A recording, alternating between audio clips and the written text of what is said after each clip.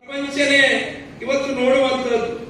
ಇವತ್ತು ಅಂಬಿಗರ ಚೌಡಯ್ಯ ಈ ಗಂಗಾ ಮತಸ್ಥ ಸಮಾಜ ಬಹಳ ಪವಿತ್ರವಾದಂತ ಗಂಗಾ ಮತಸ್ಥ ಸಮಾಜ ಹೆಸರು ನೋಡಿ, ಗಂಗೆಯ ಹೆಸರು ಇವತ್ತು ಬಹಳ ಪವಿತ್ರವಾದಂಥದ್ದು. ಅದನ್ನ ಯಾವತ್ತು ಗಂಗಾ ಮತಸ್ಥ ಸಮಾಜ ಅಂಬಿಗರ ಚೌಡಯ್ಯನವರು ನಡು ನೀರಿನಲ್ಲಿ ಯಾವತ್ತೂ ಯಾರನ್ನು ಬಿಟ್ಟಿಲ್ಲ, ದಡವನ್ನು ಸೇರಿಸುವಂತ ಕಾರ್ಯವನ್ನು ಮಾಡಿದ್ದಾರೆ. ಅದಕ್ಕೆ ಅವರ ಹೆಸರು ಜೀವಂತವಾಗಿರುವಂತದ್ದು ಕೂಡ ನಮ್ಮ ಮಧ್ಯೆ ಇರ್ಲಿಕ್ಕಿಲ್ಲ. ಅವರ ಸಾಧನೆಗಳು ಜೀವಂತವಾಗಿದೆ. ಅದಕ್ಕೋಸ್ಕರ ನಮ್ಮ ಅಂಬಿಗರ ಚೌಡಯ್ಯನವರ ಪುತ್ಥಳಿಯನ್ನು ಕೂಡ ನಿರ್ಮಾಣವನ್ನು ಮಾಡುವಂತದ್ದು. ನಾವು ಇದೇ ವರ್ಷದಲ್ಲಿ ಅದಕ್ಕೆ ಅನುದಾನ ಕೊಟ್ಟು ಆ ಕಂಚಿನ ಪುತ್ಥಳಿಯನ್ನ ನೋಡುವಂತ ಕಾರ್ಯಕ್ಕೆ ಅನುದಾನವನ್ನು ಕೊಡುವಂತದ್ದು ಕೂಡ ನಾವು ಮಾಡೋಣ ಅನ್ನುವಂಥದ್ದನ್ನು ಕೂಡ ಈ ವಿಷಯನೇ ಹೇಳ್ತಾ, ಮತ್ತೆ ಸಮುದಾಯ ಭವನ ಕೂಡ ಅರ್ಧಕ್ಕೆ ನಿಂತಿರುವಂತದ್ದು. ನಾನು 2008ರಲ್ಲಿ MLA ಇದ್ದಾಗ ಅವಾಗ ಕೂಡ ಅನುದಾನವನ್ನು ಕೊಟ್ಟಿದ್ದೆ ನಾನು. ಅದಾದ ನಂತರ ದೇವಸ್ಥಾನಕ್ಕೂ ಕೂಡ ಸ್ವಲ್ಪ ಹಣವನ್ನು ಕೊಟ್ಟಿದ್ದೆ, ಅದು ಅರ್ಧಕ್ಕೆ ಇದೆ. ಅದನ್ನ ಈ ವರ್ಷದಲ್ಲಿ ಅನುದಾನವನ್ನು ಕೊಟ್ಟು ಪೂರ್ಣ ಮಾಡುವಂತ ಕಾರ್ಯವನ್ನು ಮಾಡೋಣ. ತಮ್ಮ ದಯೆಯಿಂದ ಇವತ್ತು ಸರ್ಕಾರ ನಮ್ಮದು ಇರ್ಲಿಕ್ಕಿಲ್ಲ, ಆದರೆ ಆ ಶಕ್ತಿಯನ್ನು ಕೊಟ್ಟಿದ್ದೀರಿ, ಕೆಲಸ ಮಾಡುವಷ್ಟು ಶಕ್ತಿ ನನಗೆ ಕೊಟ್ಟಿದ್ದೀರಿ. ಯಾಕಂದ್ರೆ ಇಡೀ ದೇಶ ವಿಶಾಲವಾಗಿದೆ. ಒಬ್ಬ ಶಾಸಕನಾದವನು ಇವತ್ತು ಸರ್ಕಾರ ಇದೆ ಅಂತ ಕೈ ಕಟ್ಕೊಂಡು ಕೊಡುವಂತದ್ದಲ್ಲ, ಅನುದಾನ ತರಲಿಕ್ಕೆ ಇಡೀ ದೇಶವೇ ಇದೆ. ಇವತ್ತು ನಾವು ನರೇಂದ್ರ ಮೋದಿಜಿಯವರಿಗೆ ಯಾಕೆ ನಾವು ಈ ದೇಶವನ್ನ 2014ರಿಂದ ಇವತ್ತು ಯಾವ ಸ್ಥಿತಿಯಲ್ಲಿ ಇದ್ದೇವೆ ನಾವು ಅವತ್ತಿನ ದಿನಮಾನಗಳಲ್ಲಿ, ಇವತ್ತು ಇಡೀ ಪ್ರಪಂಚ ಈ ದೇಶವನ್ನ, ನಮ್ಮ ದೇಶದ ನಾಗರಿಕರಿಗೆ ಗೌರವನ ಸಿಗಬೇಕಾಗಿದ್ರೆ ನರೇಂದ್ರ ಮೋದಿಜಿಯವರೇ ಬರಬೇಕಾಯ್ತಾ ಈ ದೇಶಕ್ಕೆ? ಬರಬಾರ್ದು ಅಂತ ಹೇಳಿ ನಾವು ಬಲವಾಗಿ ಬಿಡದೇನೆ ನನಗೆ ಫೋನ್ ಮಾಡಿದ್ರಿಂದ ನಮ್ಮ ನೇಮರಾಜ್ ನಾಯಕ್ ಅವರು ಚೆನ್ನಾಗಿ ಪರಿಚಯ ಇದ್ದಿದ್ರ ಹಗರಿ ಬಂದ್ಕೊಳ್ಳಿ, ನಾನು 4 ಸರಿ ಸುಮಾರು ಸರಿ ಬಂದು ಹೋಗಿದ್ರಿಂದ ಸರಿ ಬಂದು ಹೋಗೋಣ ಅಂತ ಹೇಳಿ ಬಂದೆ. ಹಾಗಾಗಿ ತಮ್ಮೆಲ್ಲರನ್ನು ಕೂಡ ಭೇಟಿ ಮಾಡತಕ್ಕಂತ ಅವಕಾಶ ಬಂತು. ನಾನು ತಮ್ಮಲ್ಲಿ ವಿನಂತಿಯನ್ನ ಮಾಡ್ತಾ, ನೋಡಿ ಅಂಬಿಗರ ಚೌಡಯ್ಯ ಅವರು ಹುಟ್ಟಿದ್ದೆಲ್ಲಿಂದ ಒಂದು ಹಿಂದುಳಿದಿರ್ತಕ್ಕಂಥ ಸಮಾಜದಿಂದ. ಸತ್ಯ ಹೇಳಲು, ನಿಜ ಹೇಳಲು ಕೂಡ ಧೈರ್ಯ ಬೇಕು. ಯಾರೇನ್ ಬೇಕಾದ್ರೂ ಅಂದ್ರೂ ಪರವಾಗಿಲ್ಲ, ನಿಜವನ್ನೇ ನುಡಿಯೋದು ನಾನು, ನಿಜವನ್ನ ಬಿಟ್ಟು ಇನ್ನೇನೇನು ನುಡಿಯಲ್ಲ ಅಂತ ಹೇಳಿ ಇಡೀ ಸಮಾಜವನ್ನ ಬೆಪ್ಪದ ಬೆರಗಾಗಿ ಮಾಡುವಂತವರು ನಿಜ ಶರಣ ಅಂಬಿಗರ ಚೌಡಯ್ಯ. ಇವತ್ತು ನಿಜ ಹೇಳೋದು ಬಹಳ ಕಷ್ಟ ಇದೆ.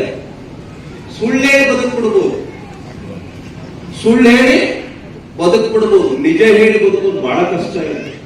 ನಿಜನಾ?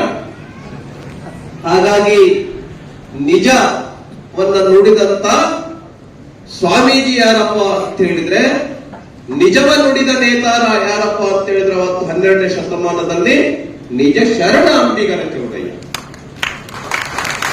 ಹಾಗಾಗಿ ನಾವೆಲ್ಲರೂ ಕೂಡ ತಂದೆ ತಾಯಿಗಳಿಗೆ ಹೆಸರನ್ನ ತರ್ತಕ್ಕಂತ, ನಮ್ಮ ಸಮುದಾಯಕ್ಕೆ ಹೆಸರನ್ನ ತರ್ತಕ್ಕಂತ, ಯಾರೇ ಸಮುದಾಯ ಅಂತ ಹೇಳಿದ್ರೆ ನಾನು ಸಮುದಾಯದಿಂದ ಮುಂದೆ ಬರ್ಬೇಕಾದ್ರೆ ನಾವು ಲಿಂಗಾಯತರಲ್ಲಿ ಹುಟ್ಟಬೇಕು ಅಂತ ಕನಸು ಕಾಣ್ತೀವಿ.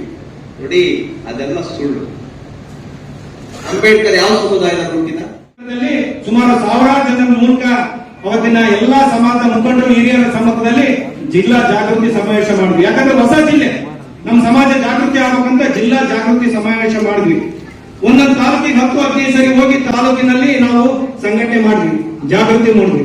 ಆ ಕಾರಣದಿಂದ ಇವತ್ತು 6 ತಾಲೂಕು ಸಮಾಜ ಎಲ್ಲ ಬಲಿಷ್ಠ ಐತಿ. ಸಮಾಜ ಇವತ್ತಿನ ದಿವಸ ನಮಗೇನಾದ್ರೂ ಇವತ್ತು ಶೈಕ್ಷಣಿಕವಾಗಿ ನಮಗೆ ಬೇಕಂದ್ರೆ ಸರ್ಕಾರಕ್ಕೆ ಹಕ್ಕೋಪಾಯ ಮಾಡುವಂತ ಒಂದು ಪ್ರಬಲವಾಗಿ ನಾವು ಬೆಳೆದೇವೆ. ಅದಕ್ಕೆ ಕಾರಣ ನಮ್ಮ ಸಮಾಜದ ಸಂಘಟನೆ, ಎಲ್ಲಾ ತಾಲೂಕಿನ 6 ತಾಲೂಕಿನ ಸಂಘಟನೆ ಅಂತ ಈ ಸಂದರ್ಭದಲ್ಲಿ ಹೇಳ್ತೀವಿ. ಮತ್ತೆ ನಮ್ಮ ಸಮಾಜಕ್ಕೆ ಅನ್ಯಾಯ ಆದ್ರೆ ನಾವು ಅನ್ಯಾಯ ಮಾಡೋದಿಲ್ಲ ಯಾವ ಸಮಾಜಕ್ಕೂ. ಆದ್ರೆ ನಮ್ಮ ಸಮಾಜಕ್ಕೆ ಅನ್ಯಾಯ ಆದ್ರೆ ನಾವು ಯಾವುದೇ ಕಾರಣಕ್ಕೆ ನಾವು ಬಿಡೋದಿಲ್ಲ. ಈ ಜಿಲ್ಲಾ ಸಂಘ ಈ ವೇದಿಕೆಯಲ್ಲಿ ಹೇಳ್ತೇವೆ, ನಾವು ಯಾರ ಅನ್ಯಾಯ ನಾವು ಸಹಿಸಲ್ಲ, ನಾವು ಇನ್ನೊಬ್ಬರಿಗೆ ಅನ್ಯಾಯ ಮಾಡಲ್ಲ, ನಾವು ಯಾರ ಅನ್ಯಾಯ ದೌರ್ಬಾಳಿಕೆ ದೌರ್ಜನ್ಯವನ್ನು ನಾವು ಸಹಿಸೋದಿಲ್ಲ ಅಂತ ಈ ವೇದಿಕೆಯಲ್ಲಿ ಹೇಳ್ತೇವೆ.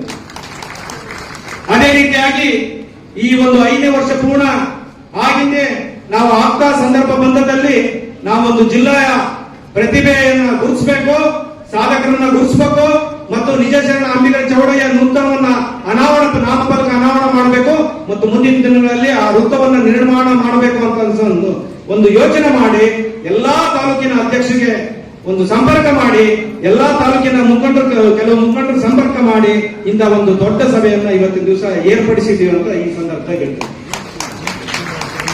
ಈ ಸಂದರ್ಭಕ್ಕೆ ನಾನು ಮನವಿ ಮಾಡ್ತೇನೆ, ನಮ್ಮ ಜನಪ್ರಿಯ ನಮ್ಮ ಸಮಾಜದ ಯಾವಾಗಲೂ ನಮ್ಮ ಸಮಾಜಕ್ಕೆ ಬೆನ್ನೆಲುಬಾಗಿ ನಿಂತ ಸಮಾಜದ ಜನಪ್ರಿಯ ಮುಖಂಡರು ಮುಖ್ಯ ಸಚೇತಕರಾದ ಎನ್ ರವಿಕುಮಾರ್ ಸರ್ನಲ್ಲಿ ನಾನು ಮನವಿ ಮಾಡ್ತೇನೆ, ನಾವು ಯಾವಾಗಲೂ ನಿಮ್ ಜೊತೆಗಿರ್ತೇವೆ.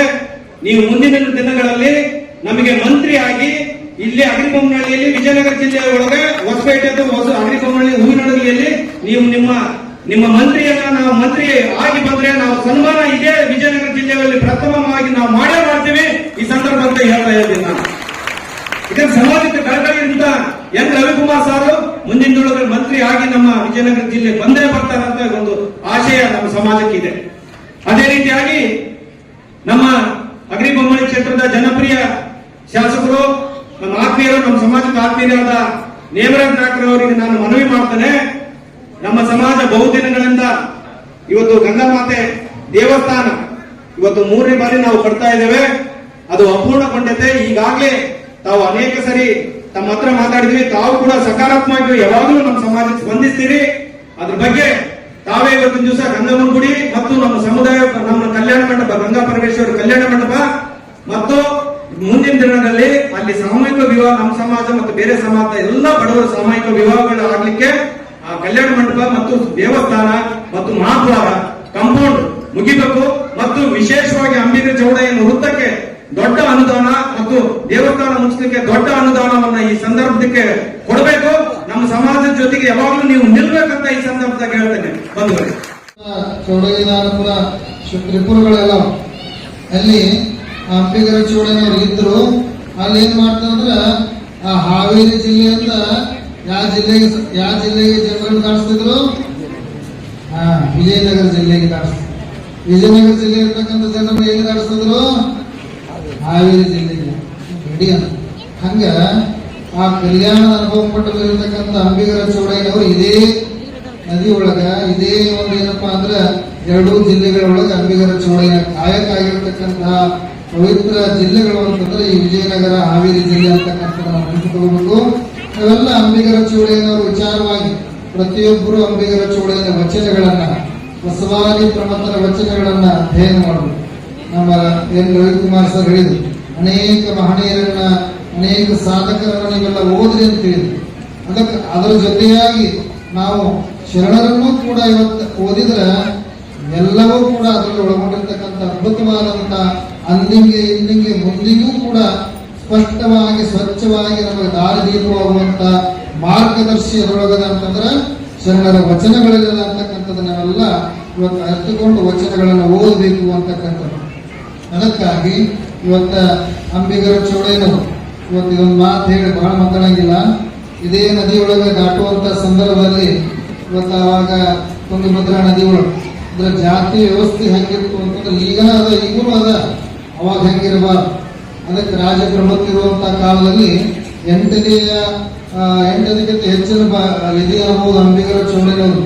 ಯಾವ ಸಂಪ್ರದಾಯವಾದಿಗಳಿಗೆ ಯಾವ ಒಂದು ಏನಪ್ಪಾ ಅಂದ್ರೆ ಜಿಡ್ಡುಗಟ್ಟಿದ ವ್ಯವಸ್ಥೆಗೆ ಶರಣರು ಜೋತ್ ಬೀಳಾರ್ದ ಹೊಸ ನವೀನ ಜೀವನವನ್ನ, ಸಮಾನತೆಯ ಜೀವನವನ್ನ, ಶಾಂತಿಯ ತಂಗಾಳಿಯನ್ನ ಜಗತ್ತಿಗೆ ಕೊಟ್ಟರು ಅಂಬಿಗರ ಚೌಡಯ್ಯನವರು, ಬಸವಾದಿ ಪ್ರಮುಖರು.